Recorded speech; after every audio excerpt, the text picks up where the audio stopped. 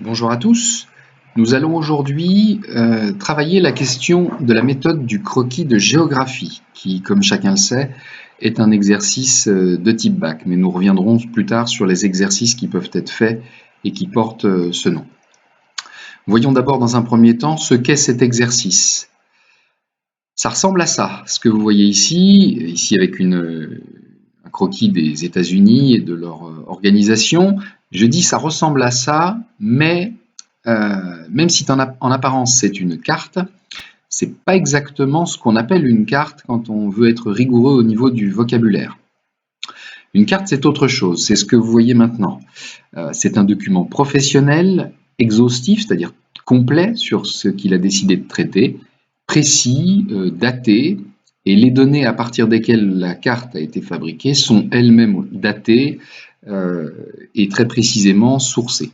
À gauche, là, vous avez une carte thématique des flux de migrants à partir de l'Afrique en 2006. Vous avez une carte physique, c'est-à-dire des altitudes et donc du relief au milieu, une carte topographique en haut à droite et une carte routière en bas à droite. Ça, ce sont des cartes. Nous, ce qui va nous intéresser et ce qu'on est capable de faire, c'est un croquis de géographie. Alors en apparence, c'est une carte, mais comme vous le voyez, sa lecture et surtout sa réalisation sont extrêmement simplifiées. Il faut qu'on puisse être capable de le faire nous-mêmes, basiquement avec un ordinateur ou encore plus simple, avec vos crayons. Les contours des pays, l'orientation, l'échelle, le tracé des rivières, l'emplacement des grandes villes, même si elles ne sont pas nommées, en général, tout ça vous est fourni. Ce n'est pas à vous de réinventer tout ça. Donc, on vous donne un fond de carte fourni. Il y aurait bien une exception, mais cette exception, ça s'appelle plus un croquis. C'est ce qu'on appelle, c'est ce que vous voyez ici en rose, c'est ce qu'on appellerait un schéma cartographique. Encore plus simplifié pour que vous puissiez le refaire de tête. C'est absolument pas ce dont il est question aujourd'hui. Par contre, le schéma cartographique, ça a un intérêt. C'est la même technique que le croquis en plus simplifié et vous pouvez le mettre entre deux paragraphes dans une composition ou éventuellement l'insérer à une fiche de révision.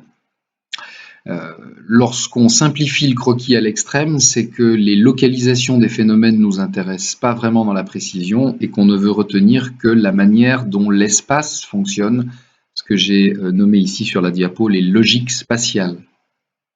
Vous voyez que dans un schéma cartographique, il n'y a plus d'échelle, plus de position véritablement précise, et vous avez tous déjà vu des schémas cartographiques puisque c'est là-dedans qu'on retrouve la France sous la forme d'un hexagone, les États-Unis simplifiés en un rectangle, l'Inde un triangle ou le Brésil un trapèze.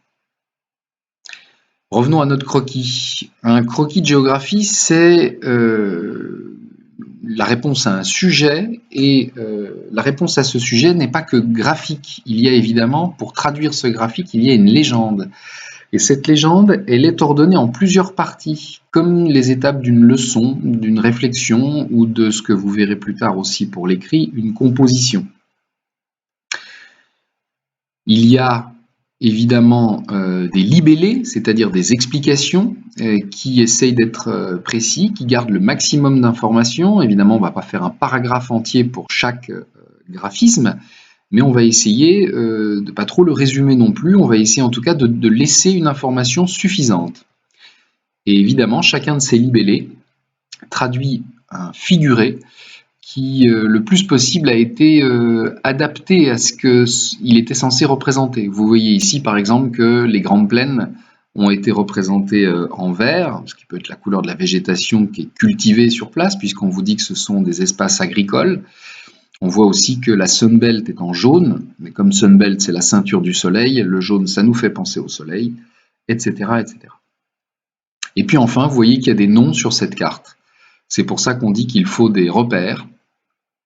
Et j'appellerais ça un petit peu plus loin, l'ensemble des noms d'une carte, on appelle ça la nomenclature. Alors, résumons ce qu'est cet exercice du croquis de géographie. Savoir fabriquer un croquis, d'abord, ça sert à quelque chose, c'est une compétence utile pour savoir situer des faits. On n'apprend pas que de la théorie en géographie, on apprend où les différents éléments se retrouvent, et ça permet de mémoriser des repères spatiaux. Surtout, ça permet de mieux comprendre la manière dont les hommes utilisent l'espace, puisque vous visualisez comment ils l'organisent sur une carte. Le fait de travailler la légende, ça permet d'apprendre à organiser sa pensée, ça permet aussi d'apprendre à la représenter, hein, il y a une réflexion au niveau graphique. Et puis, comme la légende est organisée, ça sert à s'entraîner à produire une démonstration, en fait. Et puis, il y a une utilité importante du croquis de géographie, c'est sa capacité à finalement quasiment résumer un cours en réduisant le besoin de notes rédigées, puisque les libellés sont très courts, mais ils disent l'essentiel, et en plus, vous avez la vision géographique du cours. Et évidemment, comme c'est une des épreuves des E3C du bac, évidemment, savoir faire un croquis de géographie, c'est utile pour réussir les E3C. On peut élaborer un croquis à partir de plusieurs types de sources. Vous pouvez observer des choses sur le terrain, et si on vous a fourni un fond de carte, vous pouvez compléter ce fond de carte et, même si c'est un brouillon dans un premier temps, faire un croquis. C'est en général pas ce qu'on fait en seconde. Vous pouvez croiser plusieurs cartes qui auraient chacune leur thème et en faire ce qu'on appelle un croquis de synthèse. Ça ressemble davantage à ce que nous faisons en géographie au lycée. Vous pouvez aussi, à partir de vos connaissances de cours, fabriquer une carte. C'est évidemment ce qu'on risque de vous demander aux E3C, où vous aurez un sujet et un fond de carte et c'est à vous de compléter avec vos connaissances. Et puis, c'est une des nouveautés des E3C, une des nouvelles épreuves du bac, c'est de faire un croquis de géographie à partir d'un document texte. Vous avez un article, par exemple, et cet article contient un certain nombre d'informations. Vous avez certes des connaissances, mais vous savez surtout situer ces informations parce que vous connaissez l'espace et que vous connaissez votre leçon. Deuxième partie, on va maintenant se poser la question de savoir ce qu'on met dans un croquis une fois qu'on est devant le sujet. Première chose, on va faire comme pour une composition, c'est-à-dire un travail rédigé, écrit sur un sujet, on va analyser ce sujet. Une fois qu'on aura analysé ce sujet, on va dérouler la liste des idées qui sont contenues dans ce sujet. Et on va regarder, on va se poser la question de savoir si ces idées sont cartographiables. Et est-ce qu'elles le sont à l'échelle pour laquelle on nous a fourni un fond de carte. Donc si on a des idées qui sont cartographiables, eh bien on va se dire que il va falloir les mettre, on va les retenir pour le croquis. Et on va se poser la question ensuite de savoir si parmi ces phénomènes cartographiables, il y en a notamment qui ont des valeurs, des intensités différentes sur l'espace. Par exemple, la densité de population, elle n'est pas la même partout. Et donc, il va falloir prévoir de cartographier cette intensité différente. Il va falloir peut-être définir ce qu'on appelle des classes de valeurs.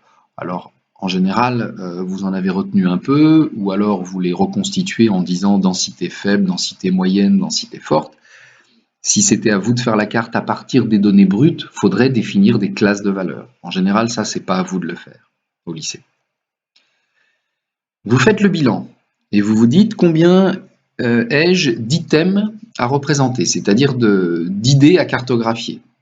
Si vous en avez moins de 7 ou 8, il va peut-être en falloir en rajouter quelques-unes. Si vous en avez plus de 15, vous êtes déjà probablement au maximum cartographiable, il ne faut pas aller au-delà. Il faut plutôt être entre 8 et 15, c'est très bien.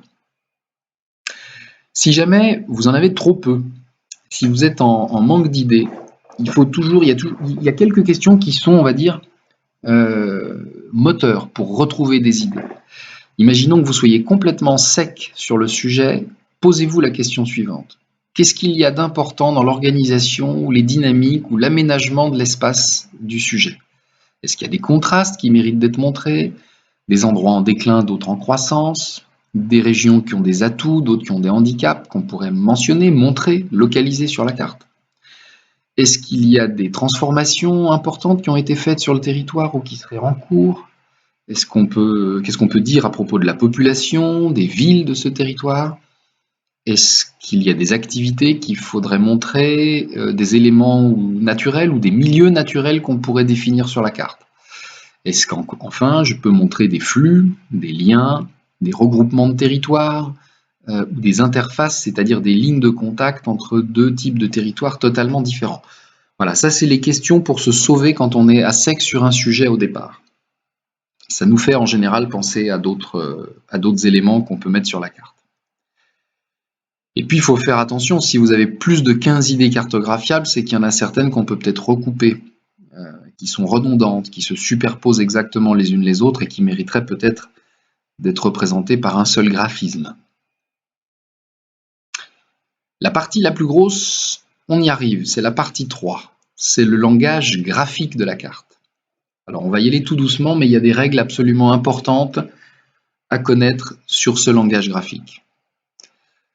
D'abord, vous allez prendre chaque information géographique que vous avez retenue pour le croquis et vous allez distinguer parmi elles, c'est un raisonnement qu'il faut avoir en amont, vous allez distinguer les informations qui sont qualitatives de celles qui sont quantitatives. Quantitative, ça veut dire qu'il y a des données chiffrées derrière. Qualitative, c'est plus une idée qu'il y a derrière. Les informations quantitatives, elles peuvent être exprimées en valeur absolue, un nombre total de quelque chose, par exemple le nombre d'habitants par pays, ou alors une valeur relative, une proportion ou une évolution. Ça peut être la croissance annuelle de la population de ces pays, ou si c'est une valeur relative, ça peut être aussi la densité, par exemple. Dans les données qualitatives, on aura quelque chose qui fait encore appel aux chiffres, mais qu'on ne pourra pas additionner ou dont on ne pourra pas faire une moyenne. Ça peut, par exemple, être d'indiquer le rang, le classement d'un pays sur un sujet ou un autre. Mais en général, c'est plus un caractère d'un territoire qu'on délivre. Je vous rappelle, c'est juste un petit rappel, que les informations géographiques qu'on retient ne sont pas forcément des informations qui se voient dans le paysage. Lorsque vous parlez du dynamisme d'un territoire, ça ne se voit pas sur une carte topographique, ça ne se voit pas sur une photo satellite. C'est abstrait, mais par contre, c'est un phénomène qu'on est capable de localiser parce qu'on l'a mesuré statistiquement. Alors, très important, chaque élément retenu pour le croquis sera donc présent dans la légende à travers deux choses. Un figuré, c'est ce que vous appelez peut-être maladroitement aujourd'hui le symbole. Un figuré, donc, c'est la traduction graphique du phénomène, et le libellé, c'est la description écrite qui sera en face du figuré dans la légende du croquis. Faites attention aussi, chaque phénomène géographique, et donc chacune des infos que vous aurez retenues pour le croquis, elle peut, selon l'échelle à laquelle on se trouve, elle peut avoir 4 formes d'implantation dans l'espace. Ponctuelle, linéaire, aréolaire, ça vient du mot air, A-I-R-E, c'est-à-dire de surface, et ça peut être aussi une implantation de flux. Je m'explique. Une ville, par exemple, c'est une implantation ponctuelle quand on a une carte du monde. Par contre, probablement, si on zoome très très fort et que je vous fais une carte locale, la trace d'une ville, on sera capable d'en donner les contours, de la délimiter à ce moment-là. On sera plus sur un phénomène ponctuel à cette échelle, on sera sur un phénomène aréolaire. Voilà, donc retenez bien ces 4 implantations, ponctuelles, linéaires, aréolaires et de flux, parce que ça va nous servir notamment pour choisir les bons figurés. On y arrive tout de suite. Alors le choix du figuré, donc, il est crucial. Il doit d'abord respecter ce que je viens de vous dire, l'implantation ou la nature de la donnée géographique. Par exemple, quand on a un phénomène ponctuel, je reprends l'exemple de tout à l'heure, une ville à l'échelle mondiale, il faudra utiliser pour le représenter un figuré lui-même ponctuel. C'est la même logique. Pour un phénomène linéaire, on prendra un figuré linéaire. Pour un phénomène de surface, on prendra un figuré de surface. Il y a quelques petites exceptions à la règle du respect de l'implantation. C'est le respect de la nature de la donnée géographique. On y viendra après. Il faut aussi que votre figuré soit suffisamment logique, suffisamment naturel, suffisamment partagé, c'est-à-dire déjà utilisé ou évident pour tout le monde, de manière à ce qu'on retienne sa signification dès qu'on l'a vu la première fois dans la légende. Par exemple, si quelqu'un regarde la légende et voit que le jaune, c'est pour les cultures agricoles, ça lui paraîtra logique parce qu'il voit bien que le maïs, le blé, quand ils arrivent à maturation, les feuilles jaunissent. Et tout le monde a déjà vu des champs de cette couleur-là.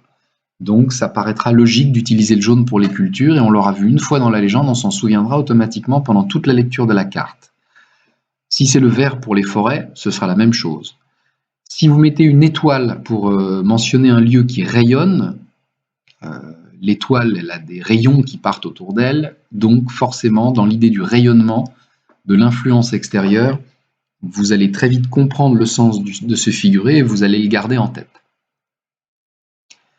Ensuite, le figuré doit être suffisamment visible et distinct des autres, différent des autres, pour qu'on ne les confonde pas, de manière à bien repérer localement l'information sur la carte, c'est-à-dire à chaque fois qu'elle est présente sur la carte, et aussi être capable de voir tous les lieux qui ont le même figuré dans leur répartition d'ensemble. Et même s'il y a plusieurs données qui se superposent dans un secteur et des figurés qui sont un peu les uns par-dessus les autres, on doit pouvoir être capable de faire la lecture globale d'un seul figuré, comme si visuellement on était capable de le séparer de notre regard de tous les autres. Donc pour cela, il faut choisir des figurés qui sont capables de se chevaucher de manière claire, se superposer. Il faut choisir des figurés qui parfois combinent deux informations plutôt que deux figurés pour deux informations. Il faut réfléchir aussi, on le verra tout à la fin, à l'ordre de réalisation des figurés, c'est-à-dire qu'on ne dessine pas les choses dans n'importe quel ordre, sinon on risque d'avoir des problèmes au moment de leur superposition. Et puis, il faut au départ sélectionner les informations, peut-être pour ne pas surcharger le croquis. C'est-à-dire que, comme je l'ai dit tout à l'heure, quand vous avez plus de 15 informations à représenter, il faut peut-être en enlever qui sont un peu secondaires. Alors voilà, on rentre maintenant dans le dur. Ce que je vous montre là, ce ne sont pas des règles absolues, ce sont des exemples, ce sont des idées. On commence par les figurés ponctuels. D'abord, on va représenter des objets géographiques qui ne sont pas de même nature. Vous le voyez dans les libellés, des villes, des lieux de pouvoir, un paradis fiscal, des technopoles, etc. Ce ne sont pas les mêmes choses. On ne doit donc pas les représenter avec le même genre de symbole. D'accord ? Donc le symbole change en fonction de la nature de l'élément qu'on représente. Il n'y a aucune règle absolue, si ce n'est peut-être pour les villes, où en général on utilise un disque, comme vous le voyez. Pour le reste, on peut varier les choses, on peut choisir son propre langage, son propre catalogue de signes. Lorsqu'on veut maintenant préciser les choses, qu'on veut avoir par exemple de quoi représenter différents types de villes, différents types de passages, différents types de stations touristiques, eh bien on va garder le type de symbole qu'on avait choisi initialement, mais on va le faire varier. Et on peut le faire varier notamment dans sa couleur, notamment en prenant des couleurs très différentes qui tranchent les unes avec les autres lorsqu'il s'agit de villes qui n'ont pas du tout les mêmes caractéristiques. C'est ce que vous voyez en haut de la deuxième colonne. Vous avez vu que pour les passages, j'ai fait varier la forme du symbole, mais aussi la couleur. La couleur parce que en bleu, ce sont des passages qui sont des passages maritimes, que ce soit un canal ou un détroit, alors que les passages terrestres, je les ai laissés en noir. Pour les stations touristiques, vous voyez qu'au départ, j'avais surtout choisi de représenter ça par un gros astérisque, un peu gras.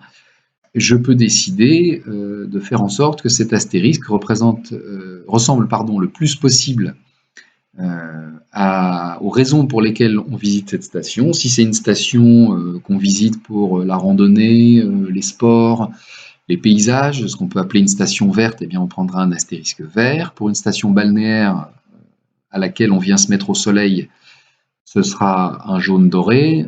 Ça peut être un bleu ciel pour du ski, le bleu ciel faisant penser au froid. Et puis donc ponctuellement, ces figurés ponctuels justement peuvent être amenés aussi à présenter d'autres indications, en général dans un cercle, mais pas forcément. Et vous voyez qu'on peut, à raison de un figuré par territoire, par exemple, par pays, on peut donner son rang dans un classement, on peut donner l'information qu'il appartient à la zone euro ou que sa religion majoritaire serait le christianisme, le judaïsme ou l'islam, par exemple. C'est beaucoup mieux de le faire avec des couleurs, mais avec des plages de couleurs, pardon, qui rempliraient l'espace. Mais si c'est un sujet finalement secondaire et que les couleurs ont déjà été utilisées, vous avez le droit d'utiliser ces figurés ponctuels pour ce type d'information. Je reviens sur les villes. Tout à l'heure, je vous mentionnais des couleurs très différentes pour des villes dont la fonction principale était différente. Si par contre, on doit montrer l'évolution en cours de la population, si elle augmente plus ou moins lentement, ou si au contraire elle baisse, ces évolutions, c'est une gamme de situations légèrement différentes les unes des autres. On va donc choisir une gamme de couleurs qui se suivent, avec éventuellement du vert pour dire tout va bien, la ville est dynamique, elle grandit, plutôt l'orange un peu alarmant lorsque la ville perd des habitants, lorsqu'elle décroît. Et on fait un dégradé entre les deux couleurs extrêmes comme vous le voyez à l'écran. Les figurés ponctuels, on a choisi leur nature, leur forme, le symbole, on a choisi la couleur, on va aussi les faire varier dans leur taille et éventuellement, vous allez voir après, dans ce que j'appelle la graisse du figuré.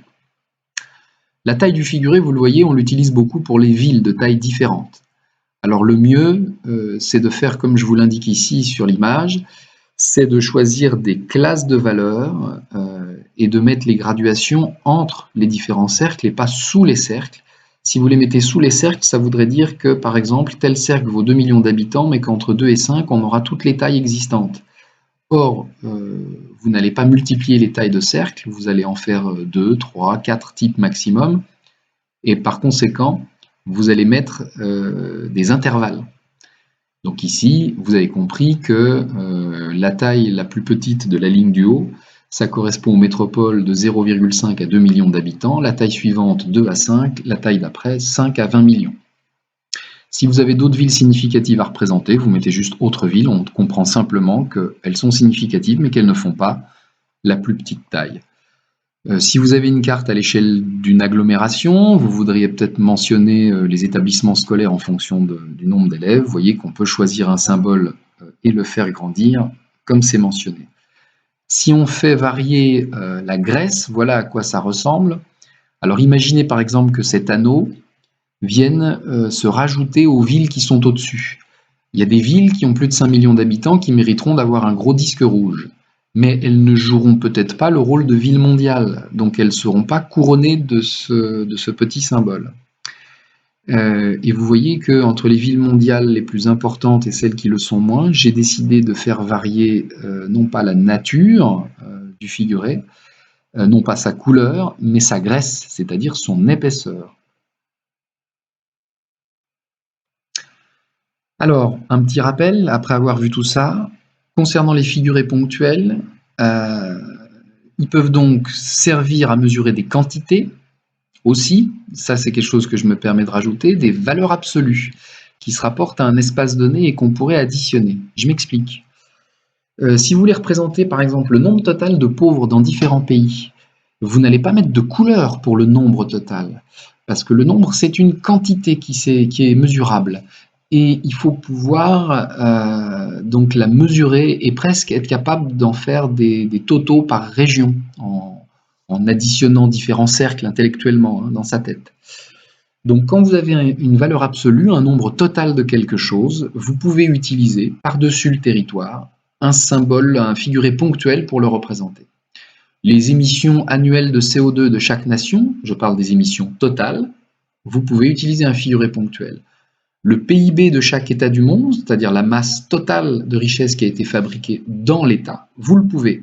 Attention, dès lors que vous allez vouloir traiter des valeurs relatives, il va falloir utiliser des figurés de surface.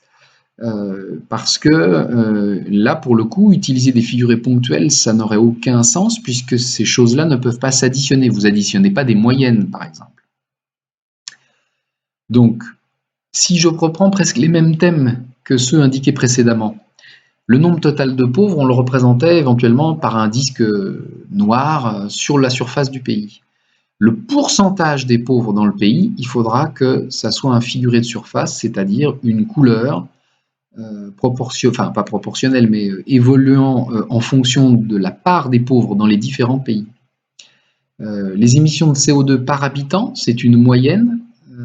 Il faudra, pour être réaliste et pour qu'on ne confonde pas avec les émissions du pays tout entier, il faudra que ce soit une couleur de fond qui renseigne sur le fait que tous les habitants de ce pays sont à peu près à ce niveau d'émissions, mais pas faire croire qu'on a une quantité totale devant nous. Le PIB par habitant, ou l'IDH de chaque État du monde, qui est une moyenne, c'est plus une quantité, l'IDH, là, ce sera un figuré de surface, c'est-à-dire sûrement une plage colorée, un aplat de couleurs, un coloriage du pays. Exceptionnellement, comme vous l'avez vu avec l'euro, ou ça peut être autre chose, par exemple un pays qui aurait signé ou pas tel ou tel accord, quand vous avez une information vraiment moins importante et qu'il n'y a plus de possibilité de la représenter avec une autre méthode, notamment avec un figuré de surface, eh bien vous pouvez utiliser un figuré ponctuel qui signale le pays par simplement un petit symbole. On continue avec les figurés linéaires. Vous voyez, on va procéder de la même manière qu'avec les figurés ponctuels, c'est-à-dire qu'on va modifier la nature des différentes lignes en fonction de la nature des éléments. Donc une route, un chemin de fer, un fleuve, une haie végétale ou la limite nord-sud à une échelle mondiale ne vont pas forcément se ressembler dans la forme et dans la couleur dès le départ. Je rajoute ici, regardez, je reviens un petit peu en arrière et je rajoute les corridors terrestres, les axes fluviaux et les liaisons majeures, ça reste très flou. Vous voyez que là j'utilise une couleur moins forte, mais un trait plus large, c'est quand je veux insister sur une carte pour dire qu'à tel endroit, par exemple, il n'y a pas simplement une route ou un chemin de fer, il y a plein d'infrastructures terrestres qui se côtoient. C'est une vallée, par exemple, comme la vallée du Rhône, et je peux parler de corridors terrestres. J'insiste sur l'importance du lieu comme lieu de passage de mode de transport terrestre. Avec un axe fluvial, j'insisterai probablement sur le fait que cet axe est très emprunté par des marchandises et qu'il a un rôle important dans l'économie du pays. Les liaisons majeures, ça voudra dire que sur tous les types de sujets, telle ou telle région sont très très bien reliées avec des relations très intenses. Vous voyez que comme on l'avait fait pour les figurés ponctuels, je peux tout à fait faire varier l'épaisseur, la graisse du figuré, notamment en fonction de critères de quantité ou de gabarit. Par exemple, une route ou des canaux, des axes fluviaux peuvent avoir un trafic plus ou moins grand, et bien la largeur, l'épaisseur de la ligne qui la représente va varier en fonction de ce trafic. Une autoroute, c'est une route souvent plus large avec un plus gros trafic, une plus grande empreinte au sol. Eh bien, on va prendre la même ligne avec la même couleur, mais on va la faire plus large, ou alors on choisit même carrément une autre couleur. Une ligne ferroviaire à grande vitesse, une LGV, c'est un chemin de fer, mais avec un trafic plus important et surtout plus rapide. Et pour signaler finalement cette rapidité ou cette dimension différente ou cette importance supérieure dans l'organisation du territoire, eh bien on va faire épaissir cette ligne. Mais on aurait très bien pu là aussi choisir éventuellement une autre couleur. Vous avez compris la suite avec cette fois-ci des liaisons qui sont plus majeures mais secondaires. Et bien là je fais désépaissir la ligne. Si je veux faire varier pas exactement la nature des éléments, mais que je voudrais faire des sous-catégories, eh bien là, je vais pouvoir utiliser plusieurs manières de transformer la ligne initiale. Je disais que les routes terrestres, c'était un trait continu gris. Mais le problème, c'est que par exemple, un sentier de randonnée, c'est plus couleur de terre, c'est plus beige ou marron, c'est quelque chose qui se voit très très peu dans le paysage, donc je peux le mettre en pointillé. Une rue piétonne, elle a un caractère particulier, je peux changer de couleur. Une route avec une voie cyclable, je peux dire que c'est une route, oui, ça a la largeur d'une route, mais elle est aussi d'un genre particulier, donc je vais encore choisir une autre couleur. Les grands fleuves étaient d'un bleu un peu épais, les rivières à droite d'un bleu un peu plus mince. Eh bien, une rivière qui n'est là que temporairement, par exemple en plein désert, quand il pleut 1 ou 2 fois par an et qu'il y a une rivière qui dure 2-3 jours et qui après ça sèche, on appelle un oued dans le monde arabe, eh bien, je vais faire le trait bleu de la rivière, mais je vais le faire en pointillé, puisqu'elle existe en pointillé, cette rivière. Elle n'existe que temporairement. Je peux utiliser aussi ça pour des routes qui sont en projet, ou des liaisons en devenir, c'est-à-dire qu'on sait que ça va être là, mais c'est pas encore pleinement là, donc le pointillé peut indiquer ça aussi. Alors ne confondez pas les figurés de flux, qui sont tous représentés par des flèches, avec les figurés linéaires, hein. C'est pas du tout la même chose. Alors les flux, on a 2 manières essentielles de les représenter. Vous le voyez, on peut utiliser une simple flèche, ce qui veut dire que le flux va d'un lieu vers un autre, mais on peut utiliser aussi des flèches doubles, à double sens, quand les relations sont réciproques et qu'il est difficile de mesurer la part d'un sens et de l'autre dans la relation. Alors ici, vous remarquez que j'ai utilisé des flèches simples pour les flux de migrants et les flux touristiques, parce que pour le coup, c'est souvent très déséquilibré et pas réciproque, alors que les flux de marchandises et de capitaux peuvent être déséquilibrés, mais souvent, c'est quand même un petit peu plus réciproque. J'ai choisi des couleurs qui ont, là, pour le coup, pas grand-chose à voir avec ce qui est représenté. Éventuellement le bleu pour les marchandises, parce que ça risque de parcourir les océans, surtout. Donc, ça sera un bleu foncé par-dessus un bleu clair et ça se verra bien. Les flux de capitaux, je ne sais pas si l'argent c'est de l'or, si ça a la couleur jaune. Pour le reste, c'est totalement fantasque. Chacun fait le choix qu'il veut. Mais vous pouvez évidemment préciser ces figurés, les flux migratoires, si vous avez des données qui permettent de dire que dans la relation entre un continent et un autre, les flux ne sont pas exactement de la même intensité. Vous pouvez le montrer à travers vos flèches. Puis vous avez aussi la possibilité de ne pas faire aller les flèches d'un continent à un autre, mais simplement de mentionner autour d'une zone donnée des entrées-sorties. C'est un peu le cas avec ces doubles flèches là, qui peuvent être de même épaisseur ou d'une autre épaisseur, mais qui montrent surtout vers qui telle ou telle région se tourne. Vous voyez, dans la deuxième version que vous voyez apparaître maintenant, j'ai pas mis la même épaisseur pour les 2 flèches.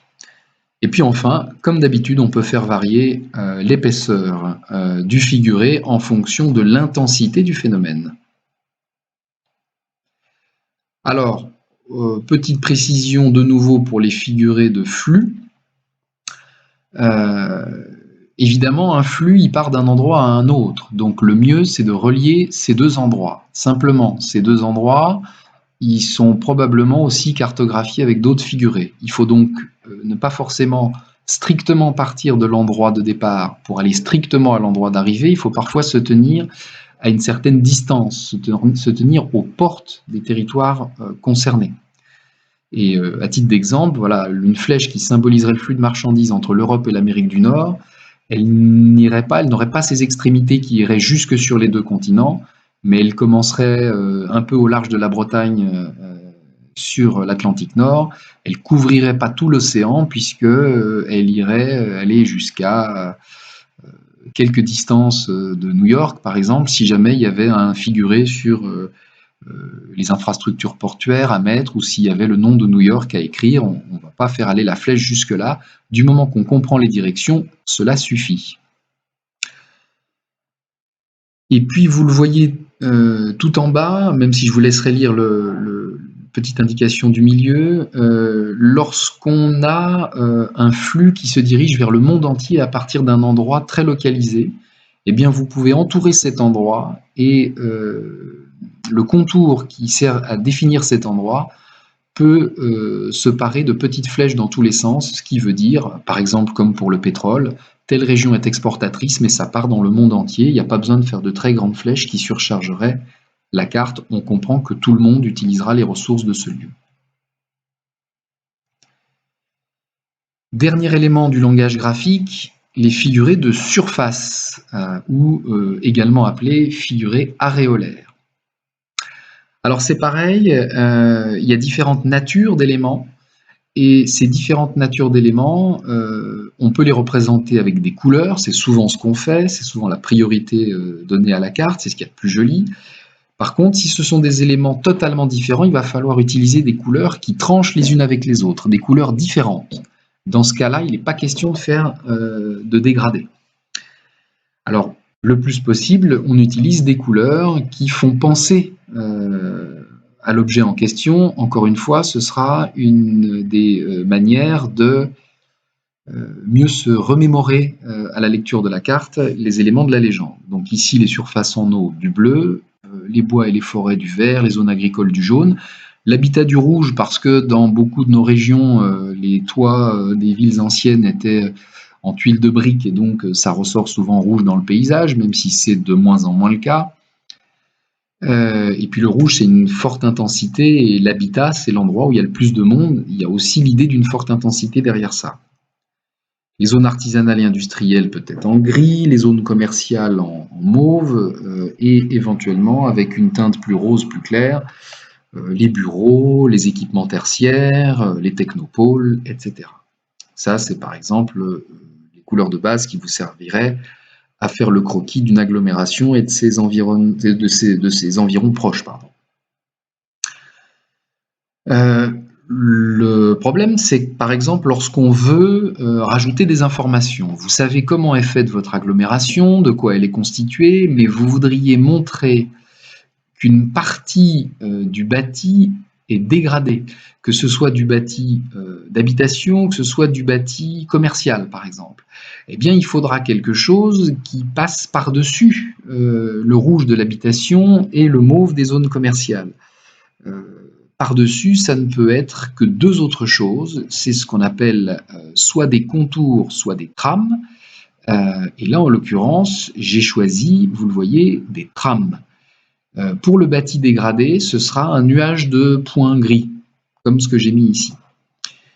Donc ça viendra se situer par-dessus le rouge, mais vous voyez que les points sont suffisamment petits, on le devine, pour que le rouge se repère derrière. Mais je serai aussi capable, grâce à ce figuré, de voir que les points gris foncé peuvent être par-dessus d'autres territoires urbains, commerciaux, tertiaires ou industriels. À ce moment-là, je serai capable de voir globalement quelle est la proportion des espaces bâtis qui sont dégradés dans l'agglomération. Et puis, je peux avoir envie aussi d'avoir une autre information, c'est de savoir quels sont les lieux pour lesquels il y a des projets de rénovation urbaine lourdes. Ça peut être là aussi, ça peut correspondre à différents types de couleurs, rouge, gris, violet, rose, mais en plus, ces rénovations, elles peuvent correspondre à des lieux qui sont très dégradés, donc passer par-dessus le nuage de points, ou pas. Et puis, je peux aussi avoir envie de dire qu'il y a des endroits qui sont dégradés, mais qui ne font pas l'objet d'une rénovation urbaine. Donc là, ce qu'on fera, c'est qu'on prendra un figuré dont on délimitera ou pas le contour d'ailleurs, mais en tout cas, on dessinera des hachures là, dans l'espace pour lequel il y a un projet de rénovation urbaine. Si au contraire, je veux voir, toujours sur la même carte, le même croquis d'une agglomération, si je veux voir quels sont les projets, non pas de rénovation urbaine au sens je reconstruis sur la ville qui existait déjà, mais s'il y a des projets d'expansion, d'agrandissement de la ville, je vais choisir d'autres types de figurés. Et je peux, par exemple, ici, utiliser des figurés de contours. Alors pourquoi un contour rouge sur les projets d'expansion de l'habitat? Parce que l'habitat, j'ai déjà utilisé le rouge pour le mentionner. Donc des projets d'expansion, c'est un habitat qui n'existe pas, c'est encore du vide pour l'instant, mais ça va le devenir. Donc je veux simplement le délimiter. J'utilise donc un contour rouge qui ira sans doute se mettre sur une zone agricole ou sur une zone de bois et forêt pour aller étendre la ville là où il y avait de la place. Pareil pour les projets d'extension de zone d'activité que je vais montrer avec un contour gris, et pour cause, c'est la couleur que j'ai choisie. Puis si j'ai une dernière information à mentionner, par exemple un espace naturel protégé, eh bien je vais prendre un vert peut-être un peu plus foncé que le bois et les forêts, parce qu'il va falloir que ça tranche. Il y a des grandes chances que ces bois et ces forêts soient dans l'espace protégé, donc il faut que je ne confonde pas les deux couleurs, il en faut une un peu plus foncée que l'autre, et si possible celle qui fait juste l'objet d'une limite, d'une bordure. Et donc j'utilise encore une fois les contours. Vous avez donc compris, il y a trois types de figurés de surface. Les plages colorées, qu'on appelle aussi des aplats de couleurs. Il y a les trames, nuages de points, hachures ou d'autres qu'on verra plus tard. Et les contours. Évidemment, dans le détail, s'il y a des sous-catégories à faire, des sous-types d'éléments, je peux faire varier un certain nombre de choses. Alors, voilà les exemples. Ce sont toujours les mêmes outils, hein, des trames et des couleurs. Par exemple, le bleu de la mer ou le bleu d'un lac, je peux les faire varier. Vous voyez, un bleu plus foncé pour la mer. Je peux, pour des forêts différentes, faire des petits figurés qui me rappellent la forme des arbres dont il est question. Des petits triangles vert foncé pour les conifères, des petits triangles ronds pour les feuillus, et un mélange des deux pour les forêts mixtes. Pour l'habitat à l'intérieur de la ville, alors, veuillez m'excuser, il y a une petite erreur sur le diaporama. Il y a un figuré qui a été modifié, mais l'habitat collectif, c'est-à-dire des immeubles qui sont un peu lâches, qui sont un peu séparés les uns des autres, ça sera un quadrillage, mais un quadrillage un peu lâche. Vous imaginez que le langage que j'avais choisi pour le collectif plus serré, c'est en fait le même quadrillage, mais avec une maille beaucoup plus serrée. Et je réutilise encore une fois du rouge. Là, ce ne serait pas par-dessus le rouge de l'habitat, mais ce serait évidemment à la place. Alors, on va continuer, on complète. Par exemple, le marécage ou l'estran découvert à marée basse. Alors, le marécage, c'est un espace très humide. Qu'est-ce que je vais faire? Eh bien, c'est pas tout à fait un lac quand même, hein, c'est de la terre imprégnée d'eau. Je vais garder le bleu, mais je vais ne laisser que des hachures. L'estran découvert à marée basse, c'est-à-dire ce qu'il y a au-delà de la plage, eh bien, c'est la mer, mais c'est la mer qui n'est pas tout le temps présente. Je vais donc garder le bleu de la mer, mais je vais faire une trame de petits points plutôt qu'un bleu continu. Évidemment, les figurés de surface sont capables de traduire aussi des variations d'intensité. Par exemple, si je veux faire varier une information, une seule, la densité de population, je vais garder une gamme de couleurs, mais puisqu'il n'y a qu'un seul sens de la variation, il n'y a pas de densité négative, ça n'existe pas, mais je vais faire en sorte que à des densités faibles correspondent des couleurs assez pâles, et que plus la densité est forte, plus la couleur est foncée. C'est un petit peu, il y a une analogie qui est faite pour expliquer ça, par exemple avec les globules rouges de votre sang. Quand on analyse des globules rouges au microscope, en fait, ils sont jaune foncé. Mais plus il y en a dans le sang, plus le sang devient rouge. Voilà, donc là, plus il y a de monde, j'avais décidé que le monde était vert, mais plus il y a de monde, plus le vert est foncé. Alors ça, c'est pour une variation d'intensité, mais pour des évolutions qui ont des valeurs très variées, on peut utiliser à peu près le même type de langage, mais cette fois-ci en utilisant probablement deux gammes chromatiques. La gamme des couleurs froides pour les évolutions négatives, la gamme des couleurs chaudes pour les évolutions positives. Et vous voyez que plus c'est froid, plus c'est négatif, pardon. Plus la couleur froide est intense, est forte, foncée, plus c'est positif, plus la couleur chaude est vive, foncée aussi. Autre subtilité, vous voyez que On peut également utiliser à la place de ces couleurs, notamment quand on a besoin des deux informations à la fois, une densité et une évolution de population par exemple.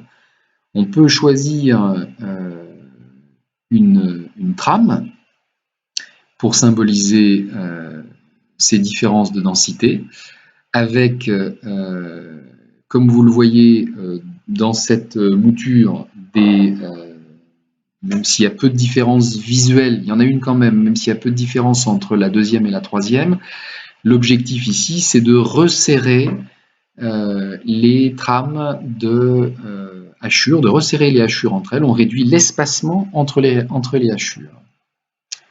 Autre technique possible, elle ne consiste pas à réduire l'espacement entre les hachures, mais à épaissir la graisse de chaque hachure. Voilà. C'est une autre technique, elle est tout à fait possible aussi. Et elle peut tout aussi bien, sur un espace un peu large, c'est plus compliqué pour les territoires plus petits, elle peut laisser entrevoir la couleur qu'il y avait derrière dans les espaces où la hachure n'est pas. Et puis, on peut utiliser aussi, toujours de la même manière, des contours.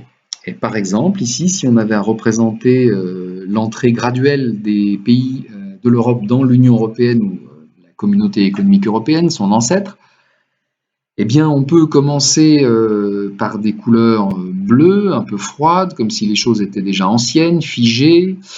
Et puis c'est le bleu de l'Europe aussi, donc les premiers membres entrés en 1957, un bleu un peu foncé, un bleu un tout petit peu plus clair pour les trois pays entrés en 1973.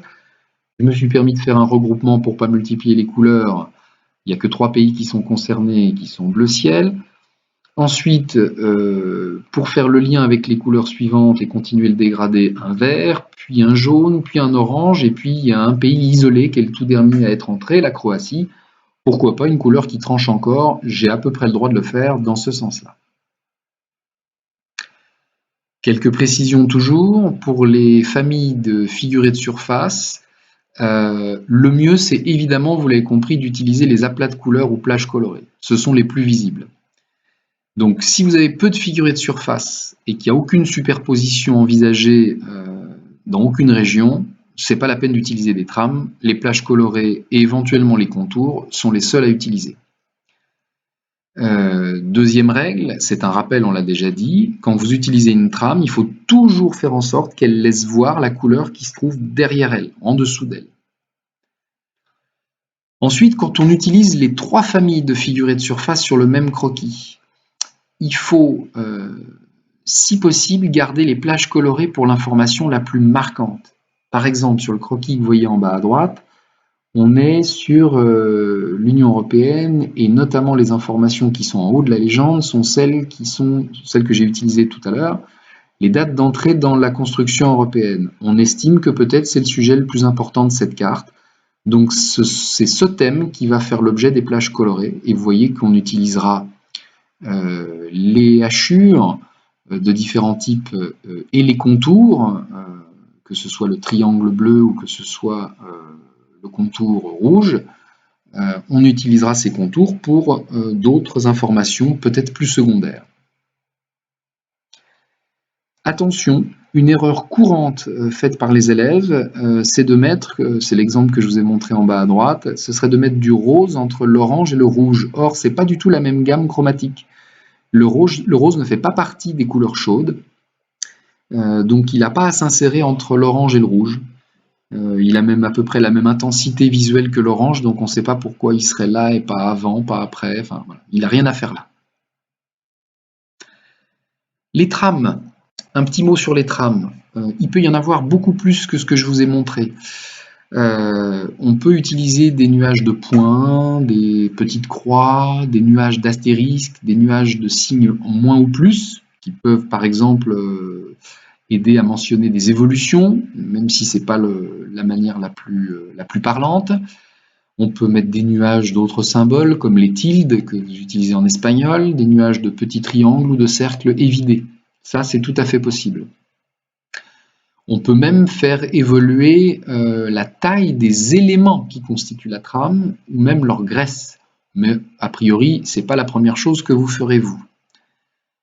Alors par contre, il faut faire très attention.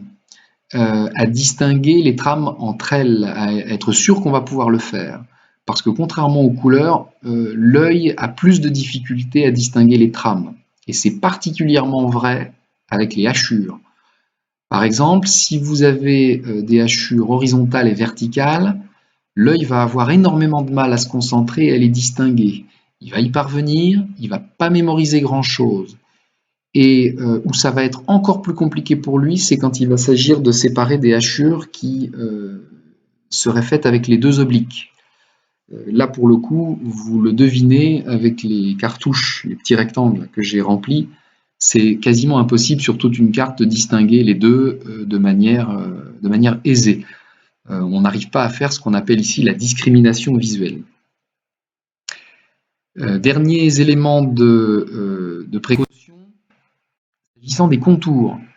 Ils peuvent avoir plusieurs dispositions.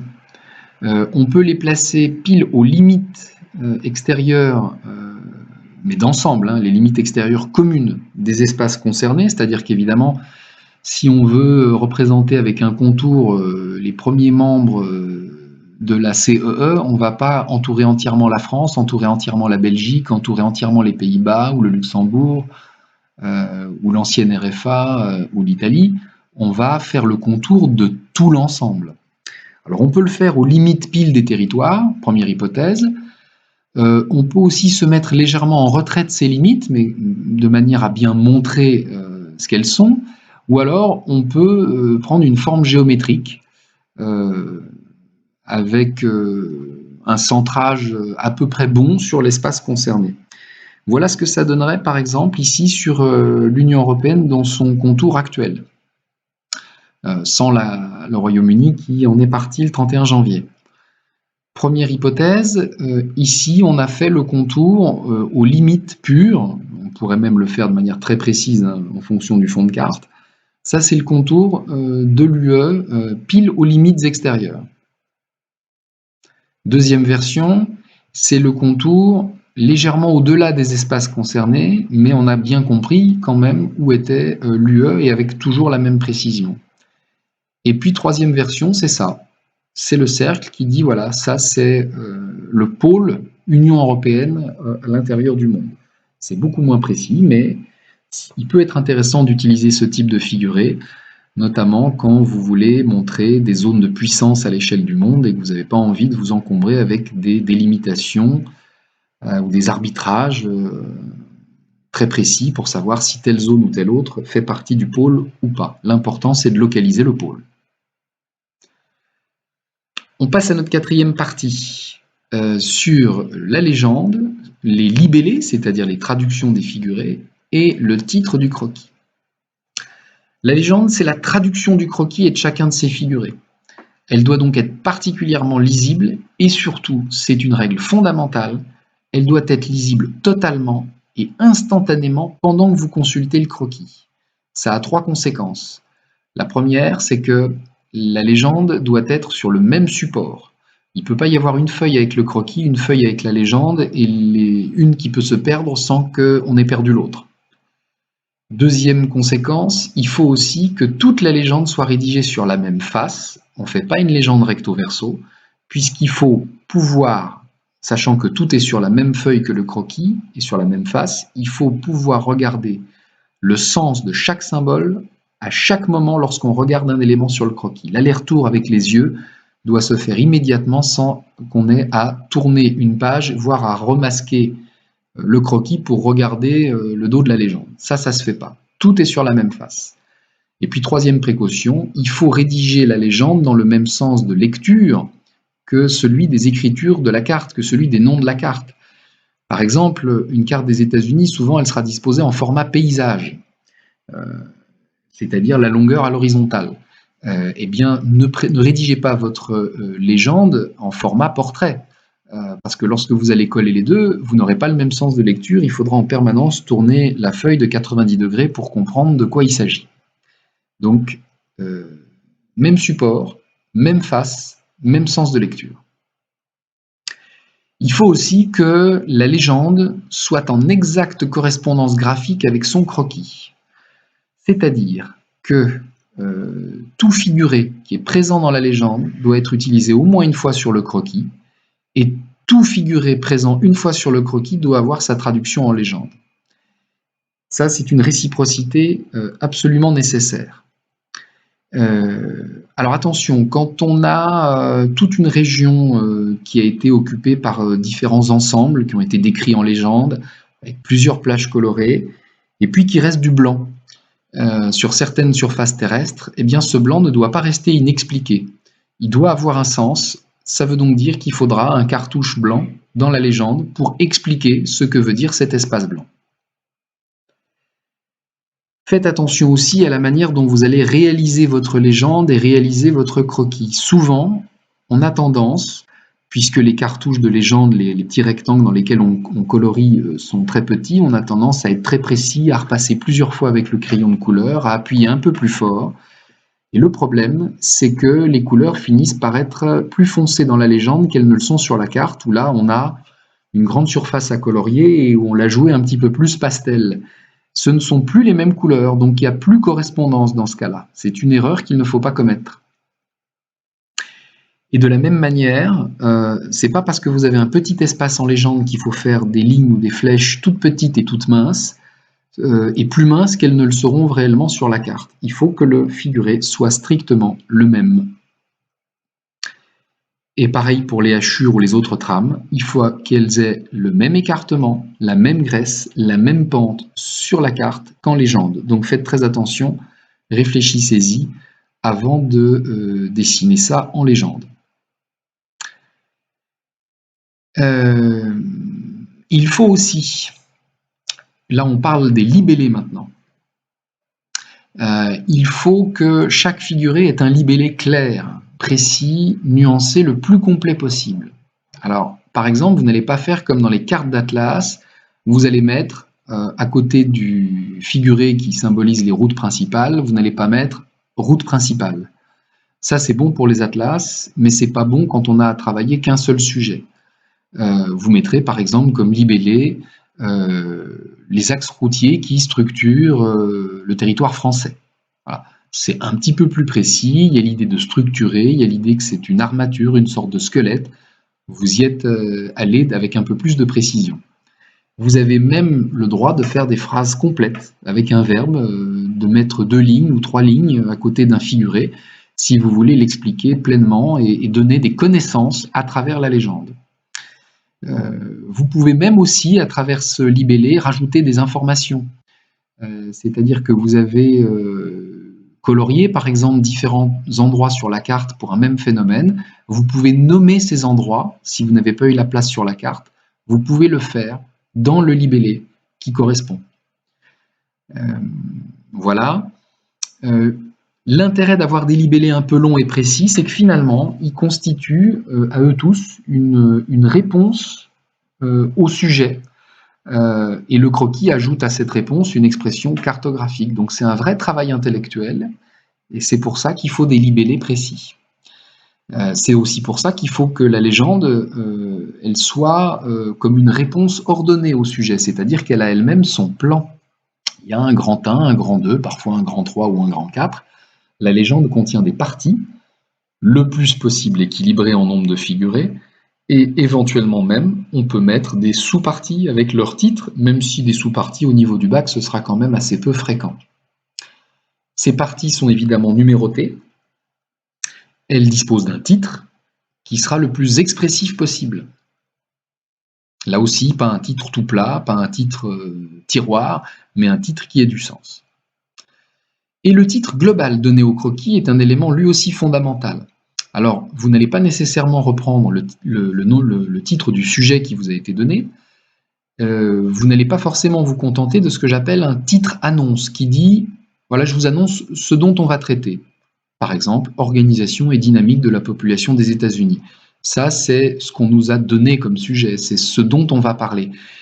Comme vous avez traité l'information, que vous avez fait un croquis, que vous êtes allé au bout du travail, vous savez désormais ce qu'il en est de cette organisation et de ces dynamiques de la population.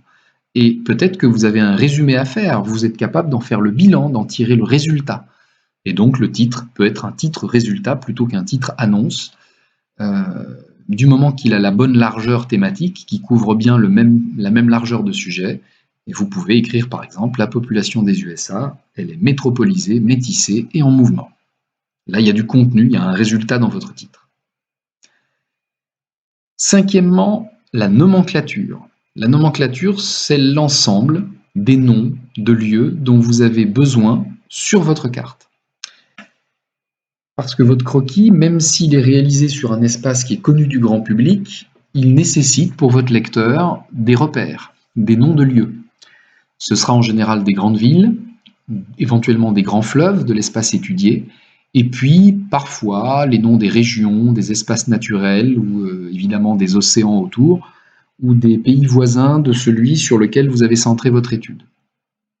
Alors c'est bien qu'il y ait des noms, il n'en faut pas trop peu, il n'en faut pas trop non plus, mais il y a quelques règles à respecter. D'abord, elle doit être, cette nomenclature, lisible, bien écrite. Il y en a qui ont fait les efforts de bien colorier, de bien tracer, puis qui après gâchent leur croquis avec des écritures totalement illisibles. Il faut faire attention à ça. Par contre, cette nomenclature, elle ne doit pas gêner la lecture de la carte. Donc il y a des techniques pour ça. La première, c'est de prendre l'habitude de placer les noms des villes littorales du côté de l'espace maritime. Par exemple, vous mettrez San Francisco, Los Angeles sur une carte des États-Unis, vous mettrez San Francisco, Los Angeles ou Seattle sur l'océan Pacifique, pas à l'intérieur des terres. Et de la même manière, vous mettrez New York ou Miami côté Atlantique.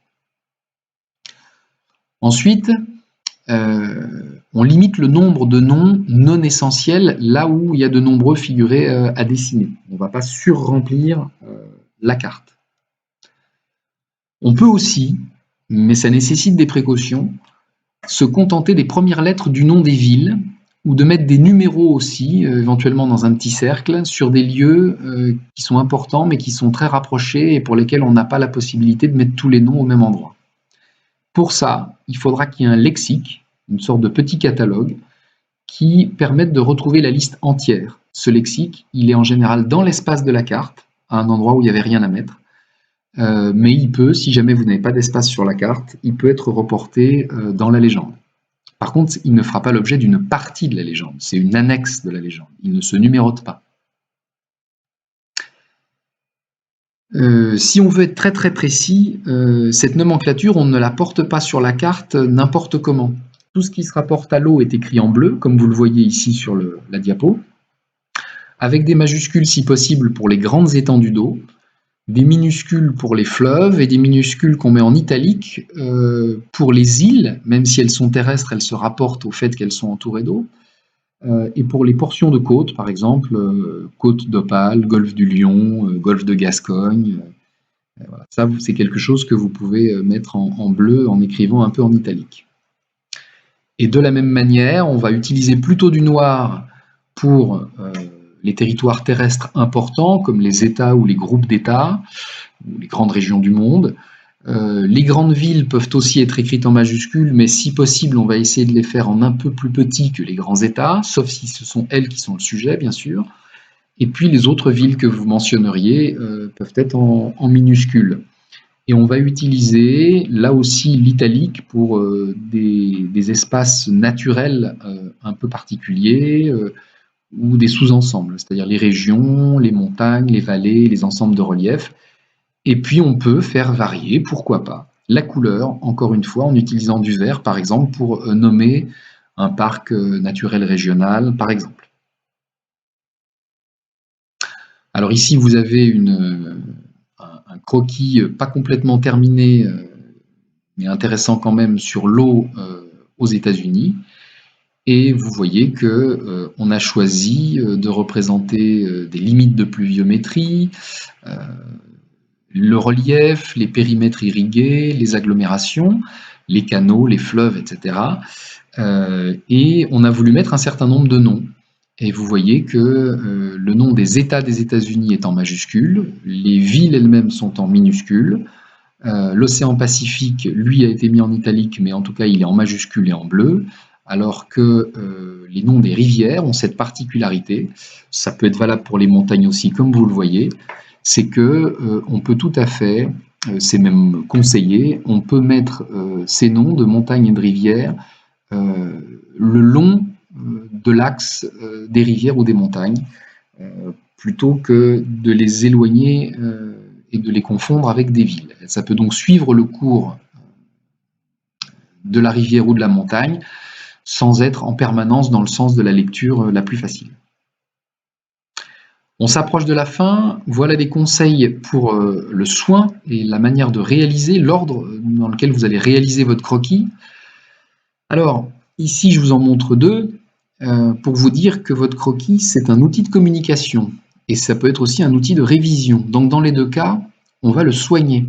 Si on veut qu'il soit efficace, qu'on révise facilement ou que ce qu'on a communiqué à quelqu'un soit facile pour cette personne à appréhender, il va falloir que le croquis soit soigné. Et la qualité des tracés et surtout des coloriages est très très importante. Et peut-être que vous me trouverez exigeant, mais pour moi, il y a ici un croquis qui est bien fait à gauche, avec des coloriages assez doux, assez constants. Et à droite, on a l'impression que on distingue des traits de coloriage séparés par du blanc. Là, j'ai l'habitude de dire que l'élève a un peu tenu son crayon de couleur comme un bûcheron et que c'est pas tout à fait très propre, pas tout à fait très joli à regarder. Autre chose, la légende, elle doit être lisible, claire, aérée, et on lui demande d'occuper tout l'espace disponible à côté du croquis. Donc si vous aviez des pages disposées format paysage à gauche, portrait à droite, vous allez organiser votre légende de manière à occuper tout cet espace. Il est hors de question de laisser trop de blanc et de faire des figurés trop petits alors que vous aviez la place de faire quelque chose de plus lisible. Vous remarquez aussi que on fait les choses proprement, on aligne les figurés à gauche et on dessine les cartouches des figurés de surface à la règle, alignés entre eux avec tous la même largeur, et on peut faire pareil avec les figurés linéaires. On peut même choisir une bonne largeur, hein, 2 cm, 2,5, 3 cm, c'est très bien.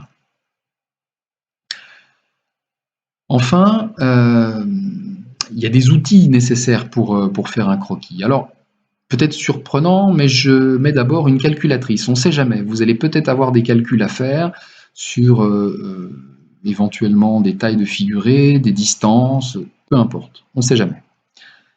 Deuxièmement, l'outil principal, je ne vous demande évidemment pas d'avoir toute la panoplie qui s'affiche à l'écran, c'est un normographe, c'est-à-dire une sorte de règle très large qui inclut une collection de figurés que vous pouvez tracer ensuite facilement avec vos crayons.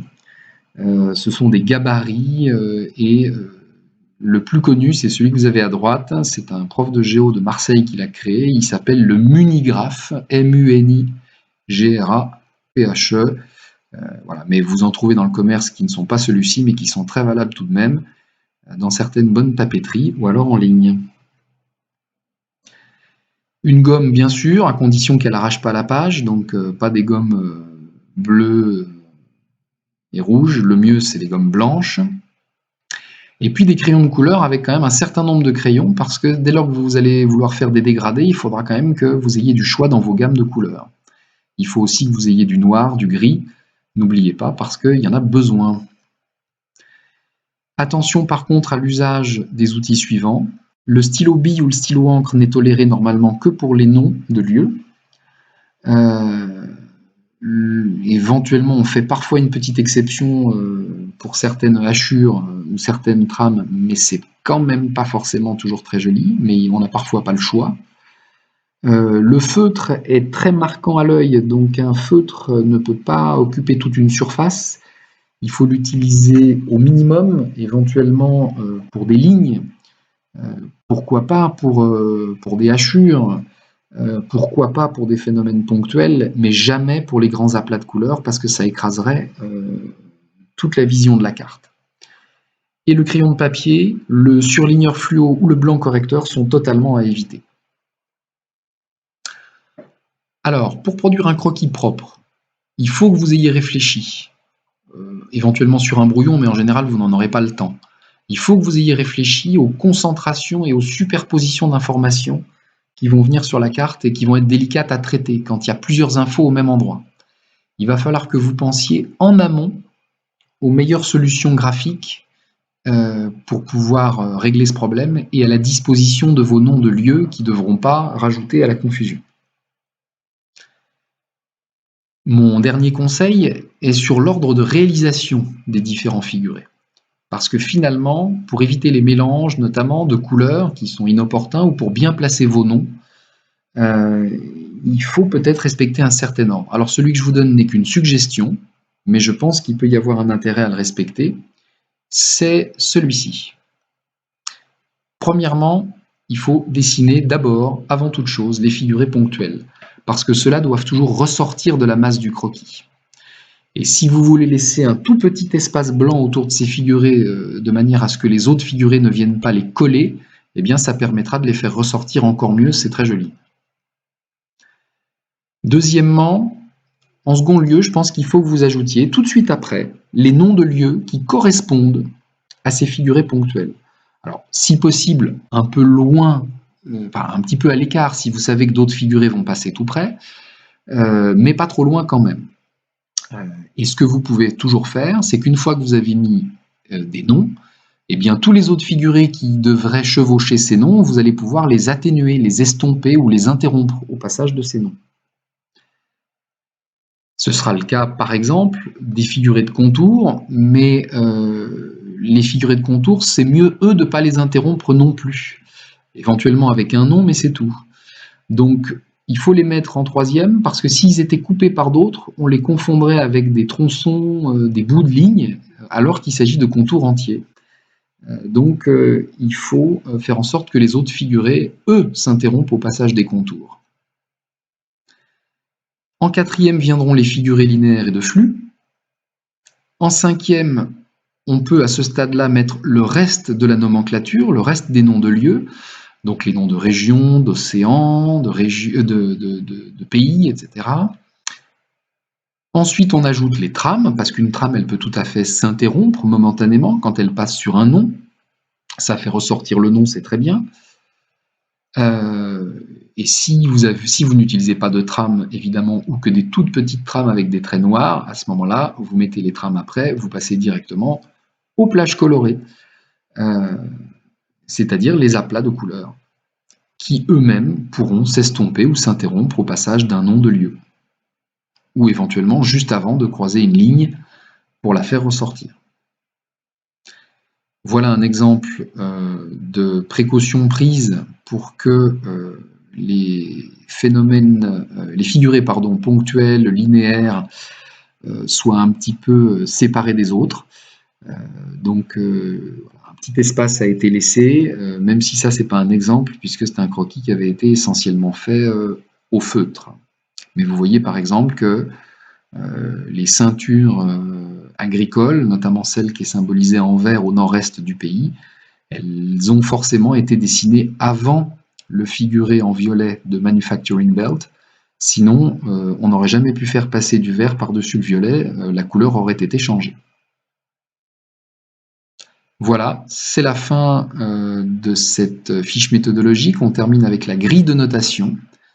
Et voilà ce que serait la grille de notation, à mon avis, intéressante d'un exercice de lycée.